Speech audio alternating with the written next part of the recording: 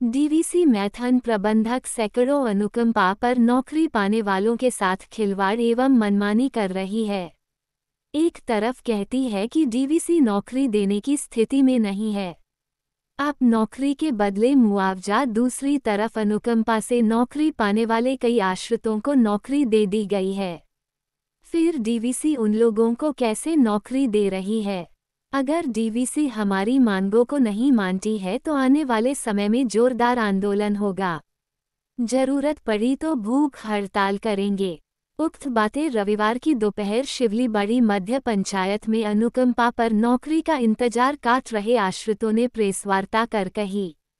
कहा कि हम लोग 1991 से अनुकंपा पर नौकरी के लिए डीवीसी का चक्कर लगा रहे हैं। सभी को पत्राचार किया मगर आज तक कोई निष्कर्ष नहीं निकला, जबकि आरटीआई के माध्यम से पता चला कि 1993, 1994 एवं 1997 में अनुकंपा के आधार पर डीवीसी नौकरी दिया है। डीवीसी झारखंडियों के साथ सौतेला व्यवहार कर रहा है, जिसे हम लोग कभी बर्दाश्त नहीं करेंगे।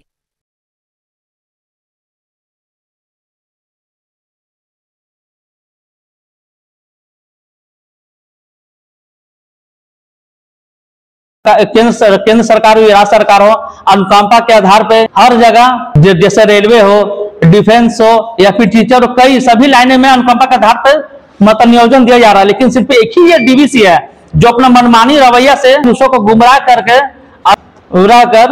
और हम लोग अधिग्रह कर हम लोग को मतलब कि परेशान किया जा रहा है। हमारी बातों को माना नहीं जा रहा है। अगर डीवीसी अगर हमारी बातों को नहीं सुनेंगे तो मैंने अभी 1 अगस्त को मैंने अभी विद्युत मंत्रालय मनोहर खट्टर जी को मैंने चिट्ठी लिखा है। विद्युत मंत्रालय से मैं मांग करूंगा कि इस पर कार्रवाई हो, उस पर कार्रवाई हो और इन्हें जांच करके जो अनुकंपा के आधार पर अगर ये तीनों को 93, 94, 97 हुआ तो हम लोग को भी इसी आधार पर होना चाहिए, क्योंकि हम लोग भी कई 20 वर्षों से हम लोग इंतजार में हैं, लेकिन ये मान नहीं रहा। अगर इनका बदौलत अगर इसके बावजूद अगर नहीं मानता है तो हम लोग सुप्रीम कोर्ट में जाएंगे, सुप्रीम कोर्ट में केस दायर करेंगे। अपने हम न्याय के रास्ते पे चलना, अगर वो जो हमारा हक है वो हक अपना लेके ही हम रहेंगे। लोकतंत्र के चौथे स्तंभ यानी मीडिया को धन्यवाद देना चाहूंगा कि आपने हमारे इस ज्वलंत मुद्दे पे समय दिया और हमारी मांगों को आगे रखने का आश्वासन और भरोसा दिया। इसके लिए मैं आपका तहे दिल से शुक्रिया करता हूं।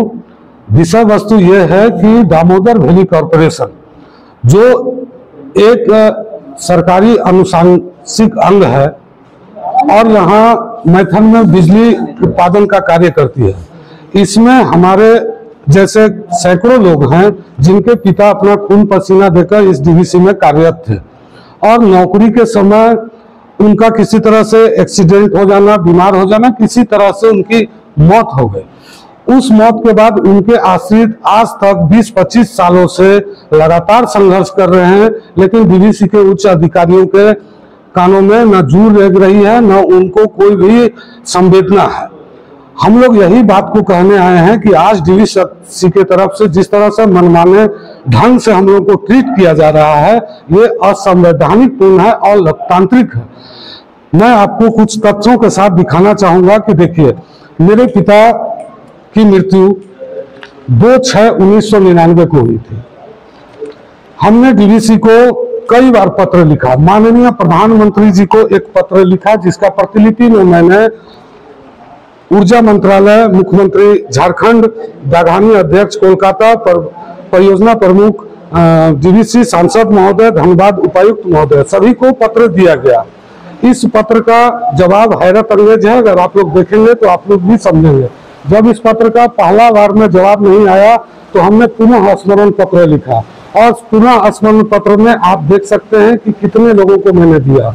अगर तो नियोजन हमारे उनके आश्रितों को मिलना चाहिए या नहीं मिलना चाहिए, बीसीसीएल हो, रेलवे हो या किसी भी अनुसांगिक अंग को देखा जाए तो वो तत्काल 24 घंटे के अंदर, 1 महीने के अंदर, 3 महीने के अंदर मुआवजा या उनको नौकरी के रूप में उनके आश्रितों को रखती है। डीवीसी एक ऐसा मनमानी ढंग से बंगाली रवैया, बंगाल के रवैया को अपनाते हुए कि यहाँ के लोगों को, जो लोग पहले से डीवीसी में नौकरी करते थे, कम वेतन पाते थे, आज जो डीवीसी मैथन है और 1970 का डीवीसी मैथन को आप परिकल्पना कर लीजिए। उस समय हमारे पिता दिन में, धूप में, बारिश में अपने परिवार को छोड़कर डीवीसी के लिए कार्य किया और उनकी मृत्यु हो गई। तो डीवीसी के अधिकारी हमको किस तरह रोड पर बिखरने के लिए, भटकने के लिए छोड़ दिया है।